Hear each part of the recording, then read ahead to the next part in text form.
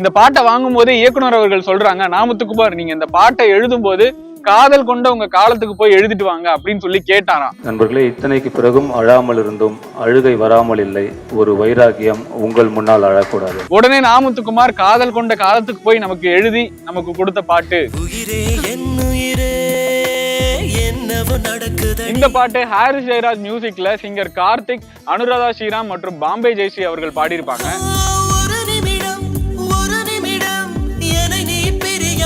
நான் முத்துக்குமார் அவர்கள் காதலித்து காதல் கொண்டு எழுதிய காதல் வரிகளை நான் உங்களுக்கு சொல்றேன்.